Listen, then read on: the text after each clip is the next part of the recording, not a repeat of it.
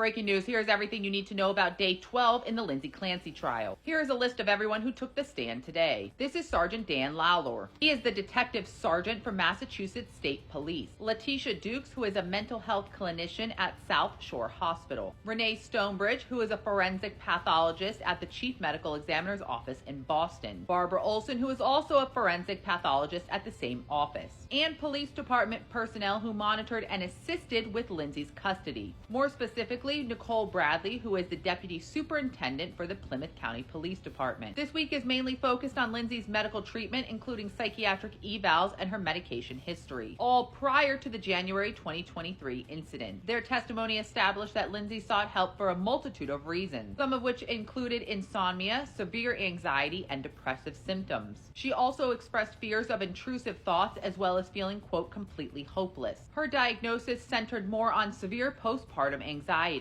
as well as depression rather than postpartum psychosis. Medical professionals that were seeing Lindsay said that she never displayed signs of mania, paranoia, or delusions, or any active psychosis prior to January 2023. Lindsay's attorney then showed she was prescribed 13 different medications. He said that paired with her undiagnosed postpartum psychosis led to her mental instability. Letitia Dukes, who is a mental health clinician, saw Lindsay from December 2nd to December 19th of 2022 on 4 different occasions. She said Lindsay did disclose to her that she had thoughts of taking her own life and that she also had severe anxiety. However, she said Lindsay did not give her an exact plan, so she never followed through on any of those statements. She said saying that she wished she was deceased and coming up with a clear plan are 2 completely different things. However, her attorney says that she was experiencing undiagnosed bipolar disorder as well as postpartum psychosis. On December 5th, 2022, Lindsay then spoke of more intrusive thoughts to the counselor. Following that visit, the counselor recommended partial hospitalization. On December 19th telehealth visit, her doctor said that she seemed more engaged and was laughing and cheerful with family members. She was able to, quote, smile and laugh. Lindsay's attorney then questioned the counselor about saying Lindsay was, quote, laughing during her last visit, as that was not in her notes. In December, Lindsay then went to seek an outpatient postpartum program. This was at Women and Infants Hospital in Rhode Island. This was to be a 2-week program. However, she was turned away on the first day because they wanted to see if she was over-medicated. Sergeant Dan from the Massachusetts State Police then took the stand. He was the state trooper that stood outside of Lindsay Clancy's room after she was admitted into the hospital. He was cross-examined by Lindsay's attorney for about 15 minutes. He stated he was there to make sure that no one went into Lindsay's room, not even her family. However, during this time, Lindsay's attorney was able to get an order from the judge allowing one of his psychologists into the room. Then asked the sergeant if it was true that the psychologist that they put in the room told Lindsay Clancy to call her husband and say that she heard voices. However, following that question, the judge immediately called sidebar with both attorneys. This was following an objection from the prosecution. The judge then ordered all of the jurors out of the room, but then allowed the questioning to continue. The trooper then stated that he heard nothing at all that was discussed in the room with Lindsay, but that the lead investigator on the case told him that Lindsay called her husband and said that she heard voices. Her attorney was trying to see if this was based on fact or speculation. One of the 2 forensic pathologists then took the stand. Both pathologists discussed exactly what pathologists would discuss, being the autopsies.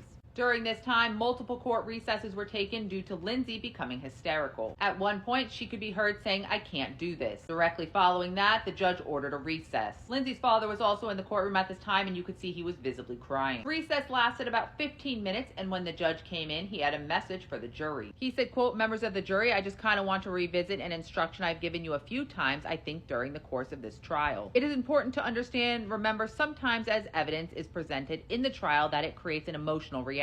But as jurors who have taken an oath to follow the law, I'm instructing you that the law says you must separate emotional reaction on your part from the informational value and weight that the evidence produces. Your verdict in this case is going to have to be based solely on evidence, and it cannot be based on sympathy, anger, passion, or prejudice. So you've got to keep that in mind." This was due to the fact one of the jurors could be seen visibly crying during one of the medical discussions. Patrick Clancy did not take the stand whatsoever today. The judge then announced that things were somewhat ahead of schedule and that things were, quote, running smoothly. At 4 p.m. as scheduled, the court ended for the day. Right now, there are 2 key factors they are focusing on, which is medical evidence as well as mental responsibility. The court says everything was premeditated and Lindsay Clancy planned everything out prior very meticulously. However, her defense says that she suffered a psychotic break, that this was from medication and its side effects. Second factor is medical evidence, and the medical professionals that have testified say that Lindsay Clancy had nothing overprescribed in her system when they found her. However, her attorney says she was being over-medicated. The state in this case is looking for life in prison without the possibility of parole. Lindsay's team is pleading not guilty due to insanity. They're not denying the fact that she took the life of her 3 children, but they are saying she was not in her sound mind when doing so. Meaning, if that is the case, she would not go to a regular prison and she would go to a state-run mental institution. To stay up to date on this case, make sure you click the playlist below. I'll keep you guys updated. What do you think? Drop in the comments.